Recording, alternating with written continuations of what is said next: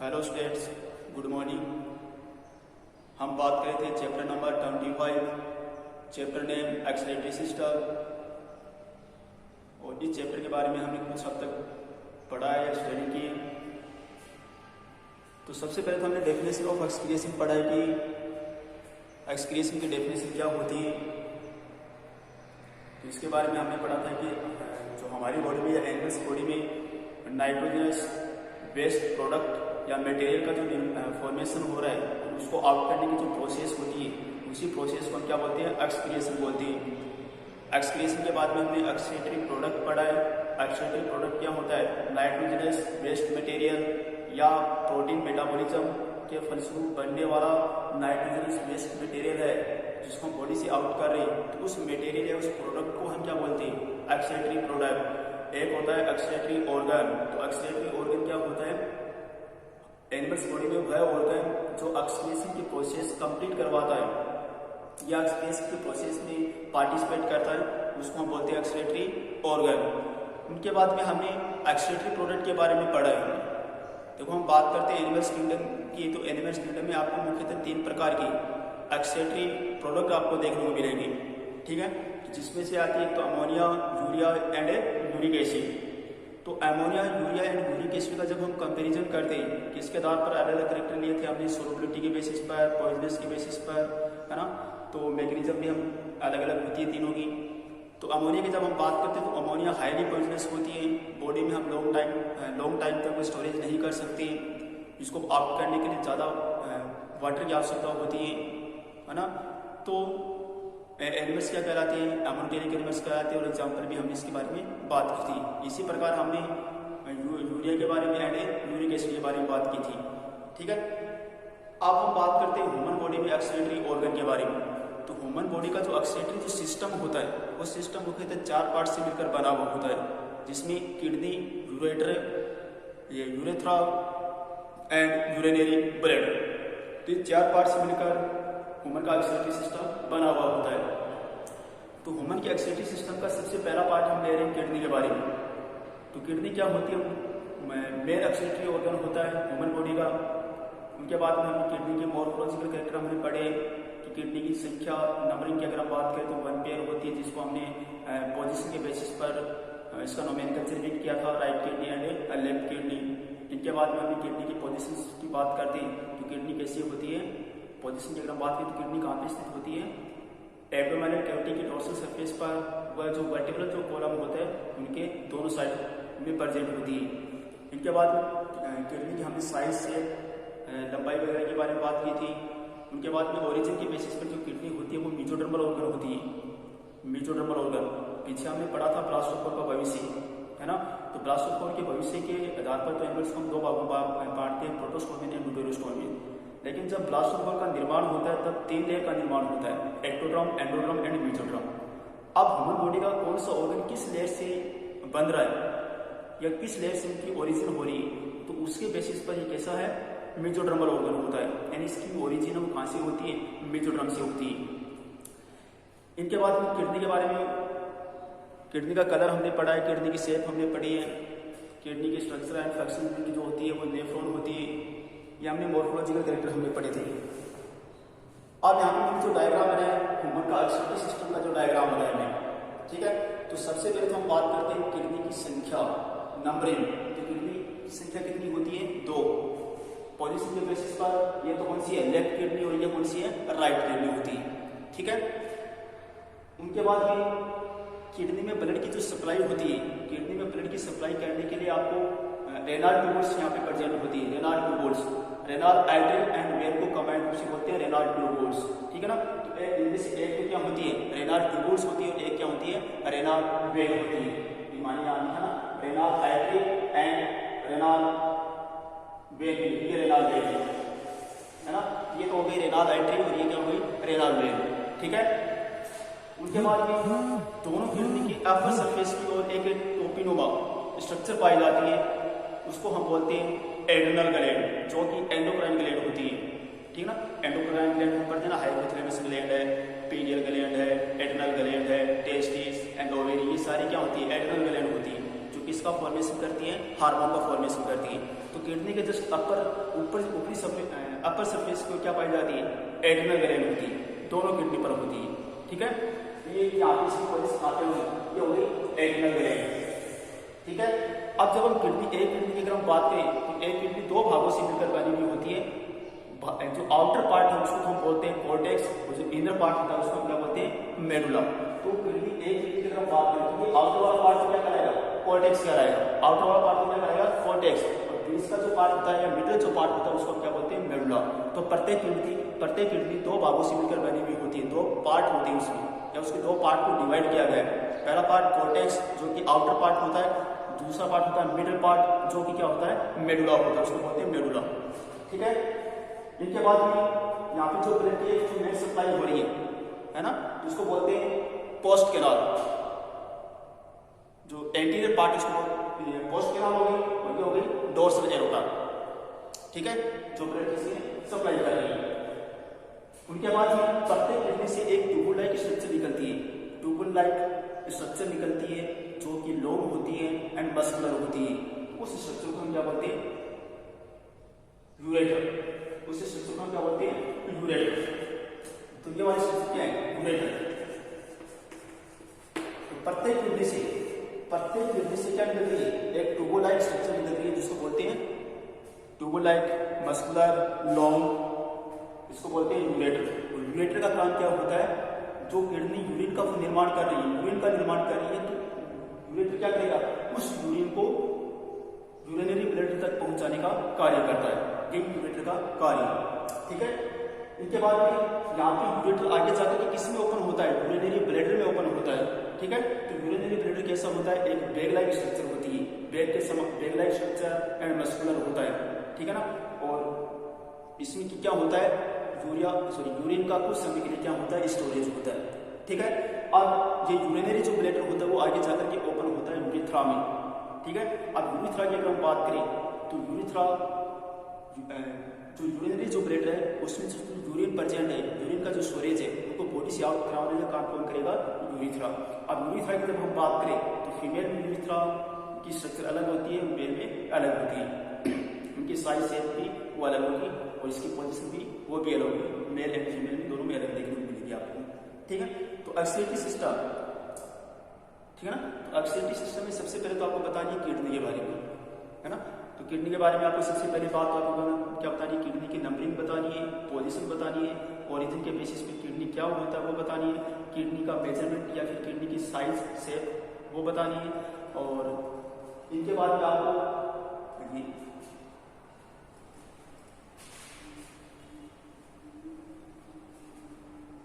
ठीक है, किडनी का वेट आपको बताना है, किडनी की सरफेस के बारे में हमने कॉन्वेक्शन कॉनकेव के बारे में बात की थी वो आपको बतानी है, और किडनी की सप्लाई कौन कर रहे हैं, रेनल आर्टरी एंड वेन कर रही है, ठीक है।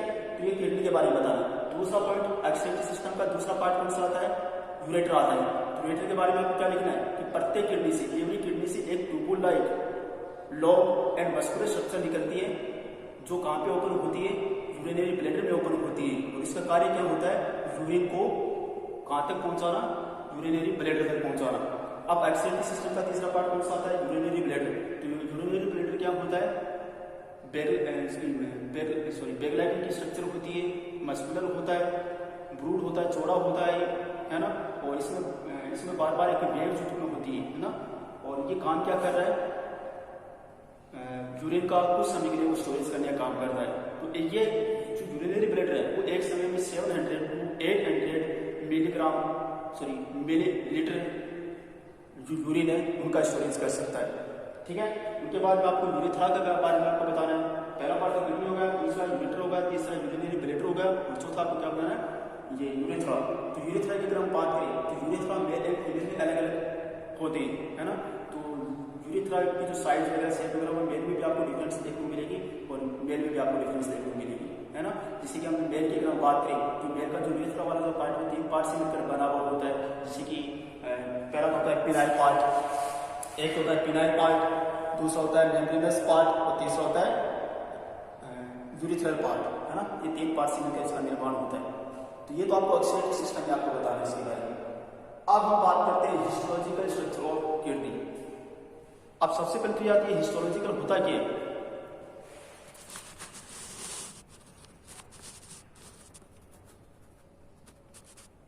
हिस्टोलॉजिकल होता क्या है?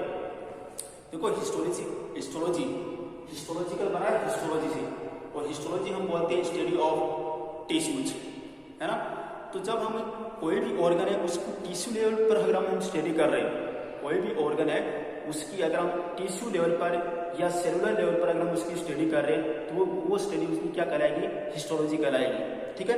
तो यहाँ पे हम किडनी की टिश्यू लेवल पर हम क्या करेंगे? स्टडी करेंगे। जब हमें टिश्यू लेवल पर स्टडी करेंगे तो हमें सबसे पहले इसको क्या करना है? सेक्शन कट करना है। तो यहाँ पे जो मैंने डायग्राम जो मैंने यहाँ पे बनाया वो है एलएस, लॉन्गिट्यूडाइनल सेक्शन। किडनी को हमने क्या काटा है? लॉन्गिट्यूडाइनल रूप से इसको कट किए। तो कट करेंगे तब हम आपको ऐसी स्ट्रक्चर आपको दिखाई देगी, ठीक है। तो किडनी की हिस्टोलॉजिकल स्ट्रक्चर की अगर हम बात करें तो किडनी के दो भाग होते हैं। अभी मैंने आपको बताया था किडनी के दो भाग होते हैं, कॉर्टेक्स और मेडुला। आउटर पार्ट कॉर्टेक्स और मिडल पार्ट मेडुला, ठीक है। जब हम कॉर्टेक्स की जब हम बात करें तो कॉर्टेक्स के बारे में आपको क्या बताना है? किडनी का आउटर सरफेस या आउटर पार्ट कॉर्टेक्स होता है, जो कि क्या होता है? ग्रेनुलर होता है। देखिए हमारा पार्ट क्या होता है? ग्रेनुलर होता है, ठीक है। अब आगे हम बात करेंगे नेफ्रॉन के बारे में, है ना। तो नेफ्रॉन की जब हम बात करें तो नेफ्रॉन के 5 पार्ट होते हैं। कौन कौन से? Bowman capsule, glomerulus. अब बोमेन कैप्सूल व गैलोमेरुलस को कंबाइंड रूप से बोलते हैं मेलपिगियन ट्यूबुल। तो आप कहीं पर भी तो आपको देखने को मिलेगा मेलपिगियन ट्यूबुल, और कहीं पर देखने को मिलेगा आपको बोमेन कैप्सूल अलग होगा, गैलोमेरुलस अलग होगा, है ना। तो वैसे तो नेफ्रॉन के हो गए 4 पार्ट। 4 कौन से हो गए? Malpighian tubule, PCT, loop of Henle, DCT and CD. PCT full form क्या होती है? Proximal convoluted tubule. और डीसीटी की क्या होती है? Distal convoluted tubule. और सीडी की क्या होती है? कलेक्टिंग डक्ट होती है। तो वैसे तो नेफ्रॉन की हो गए 4 पार्ट। अगर हम मेलपिगियन ट्यूबुल के जो 2 पार्ट है कौन कौन से? बोमेन कैप्सूल एंड गैलोमेरुलस, उनको अलग अलग कर देता है। इस नेफ्रॉन के कितने हो गए? 5 पार्ट। तो कॉर्टेक्स की अगर हम बात करें, इस आउटर सरफेस की अगर हम बात करें तो नेफ्रॉन के 3 पार्ट कौन कौन से? Malpighian tubule, PCT and DCT. ये 3 पार्ट तो प्रेजेंट होते हैं कॉर्टेक्स में। और एक पार्ट कौन सा? Loop of Henley.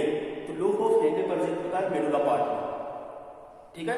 तो कॉर्टेक्स हिस्टोलॉजिकल स्ट्रक्चर में आपको क्या बताना है? सबसे पहले कॉर्टेक्स प्रत्येक किडनी वो 2 पार्ट से मिलकर बनी हुई होती है, कॉर्टेक्स व मेडुला। और कॉर्टेक्स की अगर हम बात करें तो कॉर्टेक्स क्या होता है? आउटर पार्ट होता है जिसमें नेफ्रॉन के 3 part Malpighian tubule, PCT and DCT ये इसमें प्रेजेंट होती है, ठीक है। अब कॉर्टेक्स पार्ट की अगर हम बात करें तो कॉर्टेक्स पार्ट में यहाँ पे हुबानुमा स्ट्रक्चर पाई जाती है। हुबानुमा या आउटर ग्रोथिंग पाई जाती है यहाँ पे। उस आउटर ग्रोथिंग को बोलते हैं रेनाल कोलम ऑफ बर्टी, ठीक है। तो ये आउटर ग्रोथ आपको कॉर्टेक्स में भी आपको देखने को मिलेगी और मेडुला में भी आपको देखने को मिलेगी, दोनों में आपको देखने को मिलेगी। अगर कॉर्टेक्स में आउटर ग्रोथिंग है तब उसको तो बोलते हैं रेनाल कोलम ऑफ बर्टीनी।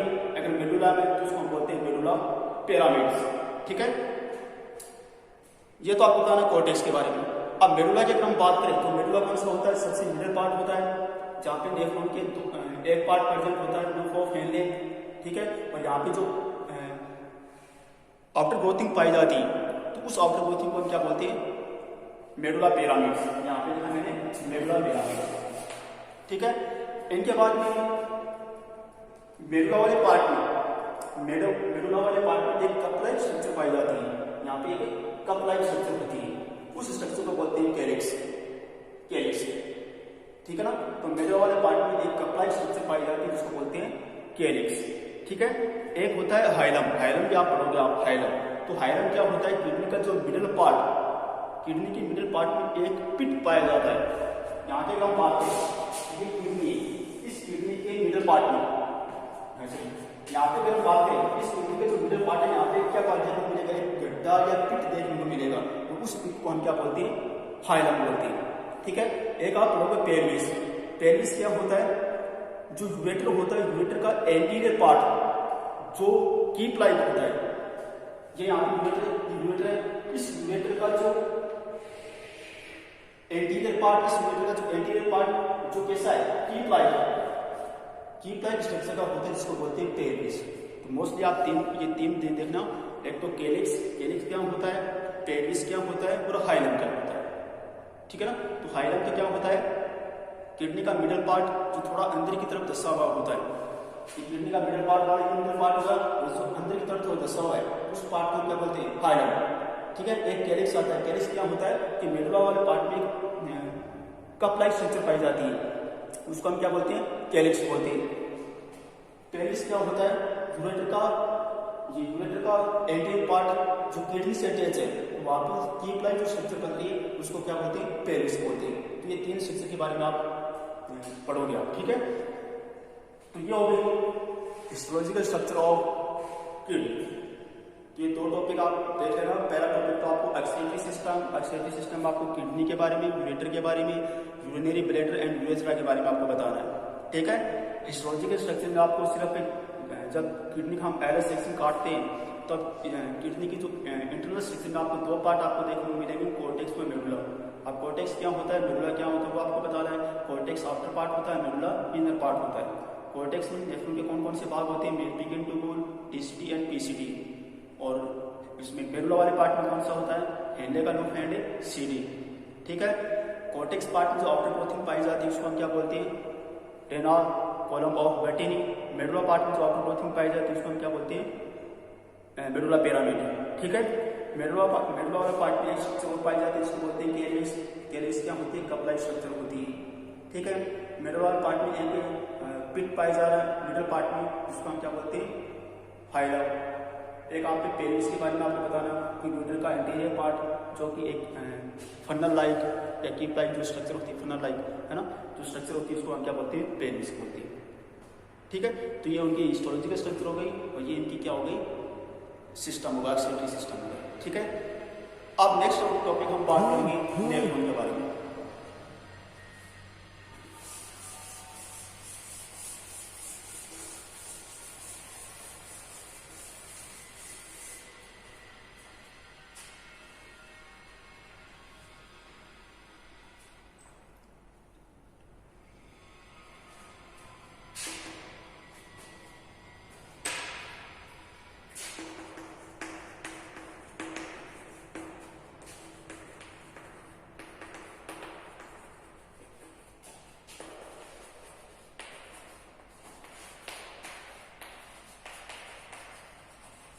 ठीक है, तो यहाँ पे हम बात करेंगे urinary ferrous tubule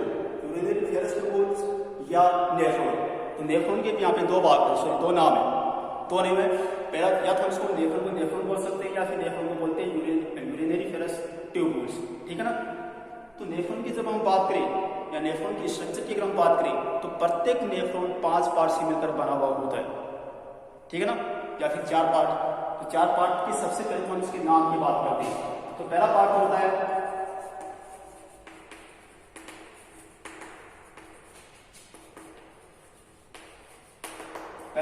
mail ligand tubule. ठीक है, दूसरा पार्ट होता है पीसीटी, तीसरा पार्ट होता है लूप ऑफ हेंडे। ठीक है, और चौथा पार्ट होता है डीसीटी और एक पार्ट होता है सीडी। ठीक है, तो सबसे पहले हम बात करते हैं मेल लिगेंड ट्यूब्यूल। तो मेल लिगेंड ट्यूब्यूल भी 2 सब पार्ट में डिवाइड रहता है, या इसके 2 सब पार्ट होते हैं। एक होता है बोमेन कैप्सूल, दूसरा होता है ग्लोमेरुलस। इसके 2 पार्ट हो गए,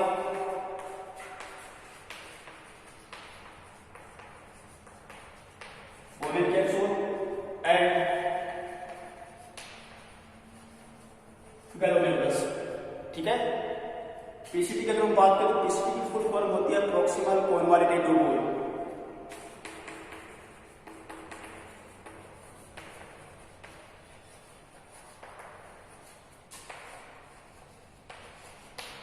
ठीक है, अब लूप ऑफ हेंडे की अगर हम बात करें तो लूप ऑफ हेंडे उसकी 2 आर्म होती है, 2 भुजाएं या 2 आर्म होती है, जिसका नाम आता है, एक होता है एस्केंडिंग आर्म, दूसरी होती है डिस्केंडिंग आर्म। ठीक है, आगे हम इसके बारे में बात करेंगे। अब नेफ्रॉन का चौथा पार्ट होता है वो होता है डीसीटी, और डीसीटी की फुल फॉर्म क्या होती है, डिस्टल कॉन्वालिटेड ट्यूब्यूल। ठीक है, अब 5वां पार्ट आता है सीडी, और सीडी की फुल फॉर्म होती है कलेक्टिंग डक्ट। तो ये नेफ्रॉन के 5 पार्ट्स के बारे में हम बात करेंगे आगे इस स्ट्रक्चर में। तो पहला पार्ट तो कौन सा होगा, मेल लिगेंड ट्यूब्यूल, दूसरा पीसीटी, तीसरा लूप ऑफ हेंडे, चौथा डीसीटी और पांचवा CD जो कि कलेक्टिंग डक्ट है। ठीक है, ओके, थैंक यू।